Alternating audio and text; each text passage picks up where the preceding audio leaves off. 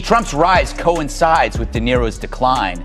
And the person who knows it most is De Niro. He's a fine example of how not to turn loss into bitterness. There are plenty of people who don't like Trump, but don't let it warp their minds or their ability to speak aloud among grown-ups or The View. But the Schiffs and De Niros of the world are emotionally damaged by politics to a point where they can't even assess their own emotions. Being an actor is tough. For how does one handle real life without a script? Not equipped to think analytically, you're left powerless when observing your own predictions about life turn out wrong. It's not supposed to be this way, De Niro thinks. Only the cool guys get to win. Sorry, Bob. That's only in the movies, but at least you'll always have... Trump's rise parallels Robert De Niro's decline, and no one feels it more than De Niro himself. He's a textbook case of how not to process disappointment without spiraling into bitterness. Plenty of people dislike Trump, but they manage to voice their views without losing the ability to function in adult conversations. De Niro, and others like him, seem so emotionally unmoored by politics that they've lost all self-awareness. Acting is one thing, but real life doesn't come with a script, without the tool. Niro graced the knitting circle in hell known as The View, where he tried to link random thoughts into a sentence. Joy was there to wind him up, since he's played some of the most unredeemable characters. You have played some of the most really unredeemable characters. Travis Bickle. Travis Bickle was a psychopathic taxi driver. Jake LaMotta, who used to beat his wife, and he was in The Raging Bull. Is Trump worse than they are? To me, he is. He has no understanding that I can see of the outside. Tools to think critically, he's left adrift as reality disproves his personal narrative. It wasn't supposed to be this way, at least. Not in his mind. He still thinks only the cool guys are meant to win. Sorry, Bob, that only happens in the movies. Once revered as a cinematic powerhouse, Robert De Niro now stumbles through political tirades like a retiree trapped in a Twitter flame war. Enter Greg Gutfeld armed with sarcasm, sharp wit, and a blunt force dose of truth. What followed wasn't a roast. It was a head-on collision between... De Niro kind of represents Hollywood in the sense that they realize that they're losing influence with the public, and that's what's generating the emotional response. They've never felt less important. It just, doesn't it feel like 2016 again? Like, Yeah. we lived through that. Did they forget? Yeah. It also feels like they forgot that. And remember, just this week, we had Kamala Harris dropping the F-bomb at a group. De Niro's outdated outrage and Gutfeld's reality check. Each jab peeled back De Niro, tough guy veneer, exposing a cranky relic out of step with the times. This wasn't acting, it was unraveling. On The View, De Niro tried to stitch together disjointed thoughts, aided by Joy Behar. Robert De Niro's 29-year-old child, Aaron, has come out as transgender. When the press asked her for comment, she said, "You talking to they, them?" Last night, an elderly, confused man went missing in New York. Luckily, a band of self-satisfied elitists found him babbling on the street, threw some pants on him, gave him a stage. Who wound him up like a broken toy. The irony, he once played some of the most unredeemable characters in cinema. Travis Bickle, a violent sociopath, and Jake LaMotta, a wife-beating boxer, yet somehow he believes Trump is worse. To De Niro, Trump's real sin is a lack of worldly understanding, something De Niro himself now seems short on. Today, the once formidable De Niro has become Hollywood's... I really worry that if he were to win again, and I'm not saying this like it's such a far-fetched notion, if he were to win again, that he would not give up power? You know he won't. You know he won't. He even said it. He's never going to give it up. And anybody who deludes themselves in thinking that he is... loudest supplier of unsolicited political rants. The man who once mastered menace in mob films now bellows like a foghorn in a storm of his own making, unprompted, unfiltered, and totally unaware. Just when you think he's hit peak self-parody, Gutfeld strolls in with a smirk and begins dismantling De Niro's legacy, brick by brick. Trump!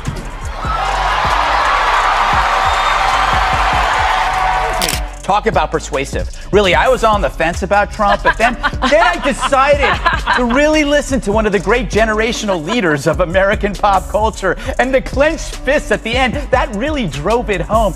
It looked like he was pressing a 2-pound weight in a Jenny Craig commercial. Oh, my God. Look at it again. It's so cute. It's like he found out the restaurant serves Jell-O, or that he won a $10 scratch-off. Scene by scene, meltdown by meltdown, De Niro has become a symbol of Hollywood's fading cultural influence, lashing out as its grip on public opinion slips away.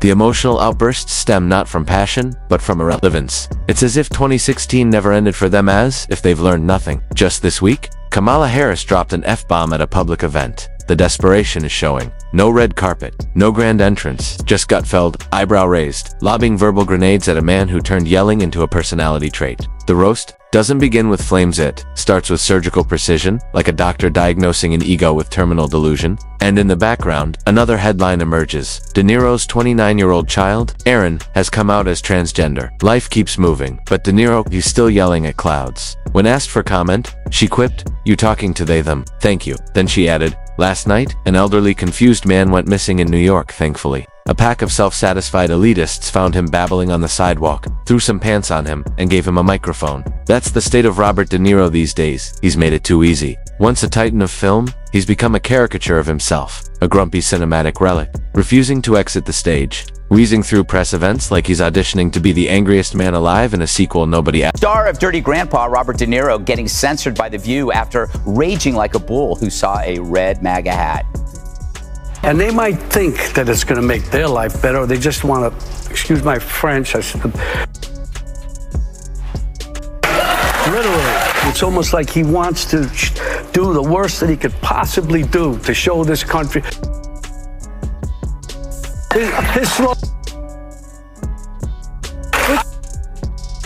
He asked for, the same man who once delivered performances that rattled audiences to their core, now delivers tirades that barely rattle coffee cups. "Do you really think," he asks, trembling with alarm, "that if Trump wins again, I'm not saying, it's far-fetched he'd actually give up power? You know he won't." He said it. He's never giving it up. And anyone who thinks otherwise is delusional. Greg Gutfeld doesn't need to invent material, he just observes. De Niro gave up nuance like a bad habit. Where there was once subtlety, complexity, and quiet power, now there's just noise. Loud, aimless, finger-wagging noise trying to plug the void left behind by talent that quietly exited sometime after Dirty Grandpa and Trump. "Excuse me," Gutfeld jokes. "I was really on the fence until I heard the words of a generation's greatest cultural philosopher. That clenched fist at the end really sold it. Looked like he was pressing a Understanding that I can see of the outside world other than anything around him. He has no idea of what his purpose in life is as the president should be, and that is to pull the country together, to be for the people, to heal wounds, not to open them up and pour salt on them." De Niro clearly has thought about this, more so than his career. His choice of roles is now down to cinnamon and lobster. He was then asked about the Trump kids. At least he doesn't want my kids to take this the wrong way.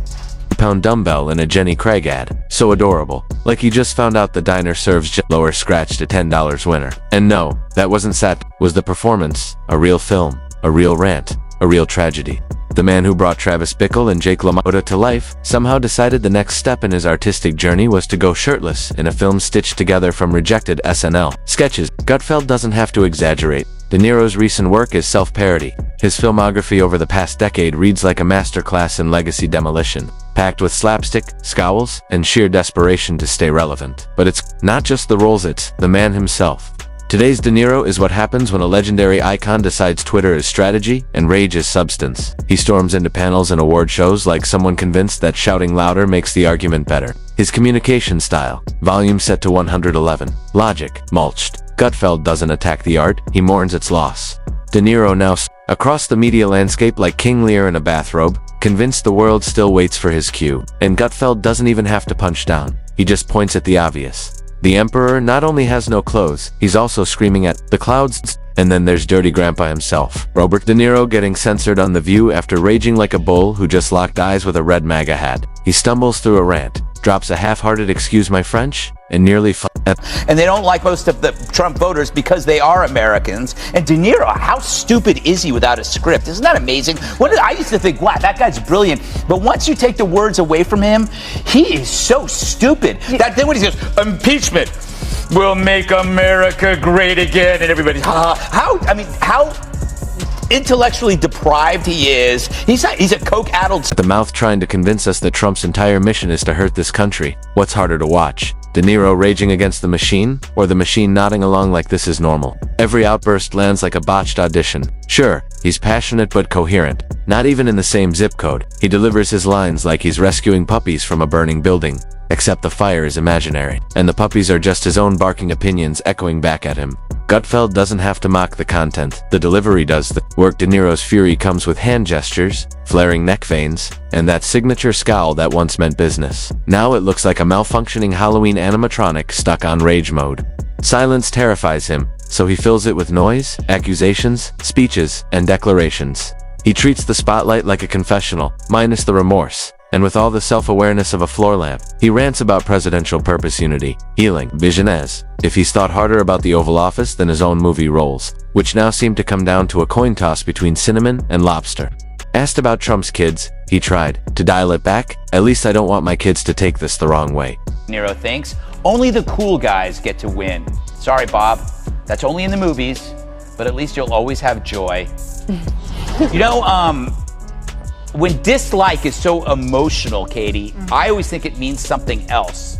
Like he's actually thought about this. Like, he's like, it's in his head. And I can't help but think it's because they're a similar age and they're both New Yorkers. Comforting. But Gutfeld doesn't roast De Niro because he's De Niro. He roasts him because De Niro won't stop pretending he's still delivering us monologues. In reality, he's one bad metaphor away from joining the cast of a soap opera called As the Ego Turns. No one's hanging on every word anymore. They're just hanging in there, watching, wincing, waiting for the next explosion of misplaced passion. De Niro enters interviews like a walking hurricane warning. Producers pray for technical difficulties.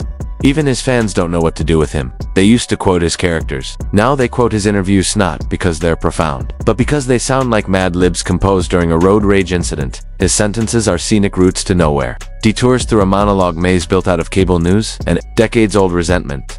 Gutfeld doesn't have to insult him, he just holds up the mirror. And in that mirror stands a former Titan, now echoing his own outrage like a boomerang of belligerence. What was once gravitas has become The wrong way, but if my kids did what these kids did, I wouldn't want to be related to them. I would disown them.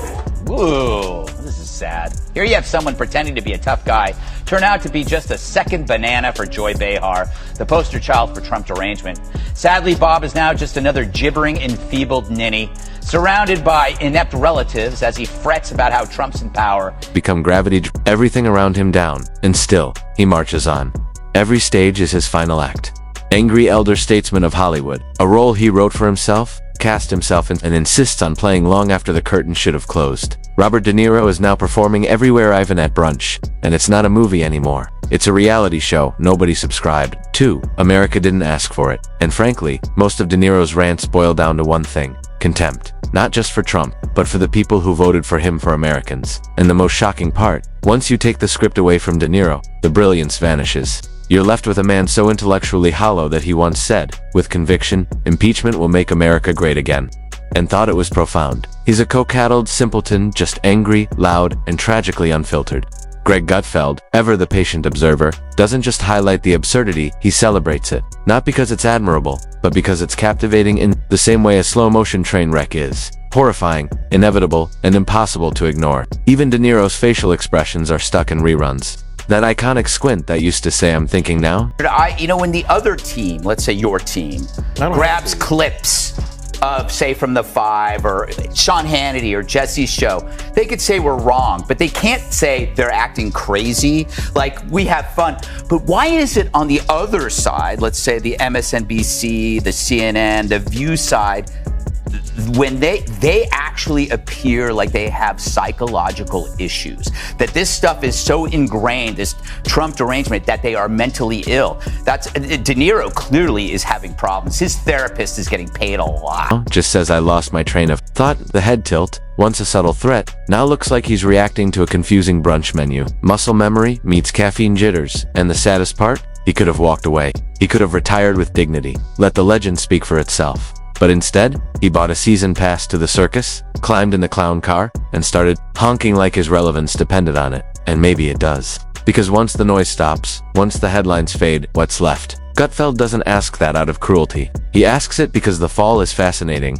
De Niro's descent isn't just a cautionary tale. It's a masterclass in what happens when talent refuses to evolve and instead decides to yell at to slow down. He's not a casualty of the times, he's a volunteer. Hey, De Niro only. The cool guys get to win. Sorry, Bob. That's only in the movies. But hey, at least you'll always have joy. There's something so deeply emotional about his disdain. When dislike hits that level of intensity, it usually means something else is going on. It's personal. You can see